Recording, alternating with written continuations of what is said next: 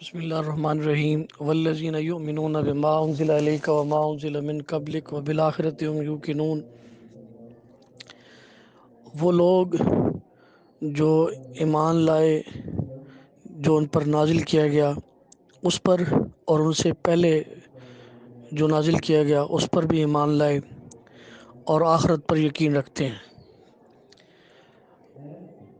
تیسری آیت کے اندر 3 صفات بیان ہوئیں متقین کی۔ اب یہ چوتھی آیت ہے سورہ بقرہ کی، اور اس کے اندر آگے 2 اور متقین کی صفات بیان ہوئی ہیں۔ پہلی صفت کہ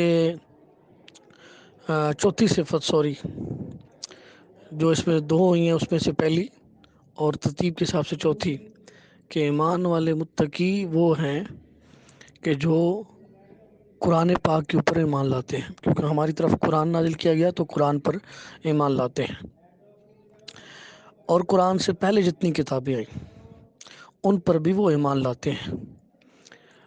متقین پہلے یؤمنون بالغیب تھے، غیب پر ایمان لاتے تھے، پھر نماز قائم کرتے ہیں اور اپنے رزق میں سے خرچ کرتے ہیں، اور چوتھی نشانی قرآن پاک پر اور قرآن سے پہلے تورات، انجیل، زبور اور جتنی بھی صحیفے آئے سب پر ایمان لاتے ہیں۔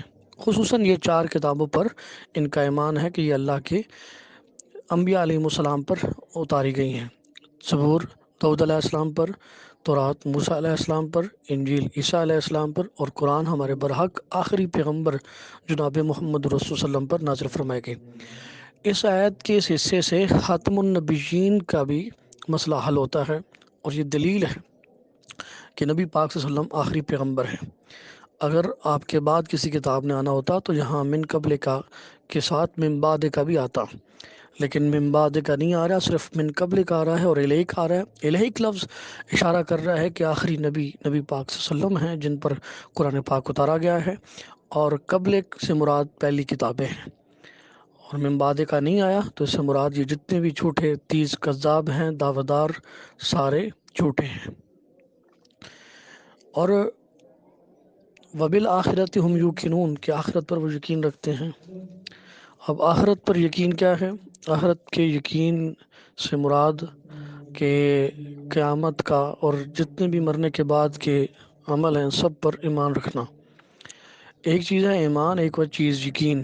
ایمان کہتے ہیں کسی چیز کو ماننا، اور ماننے کے بعد پہلے چیز ہے جاننا، جاننے کے بعد ماننا، اور ماننا ایسے کہ اس میں کوئی شک نہ رہے، اسے یقین کہتے ہیں۔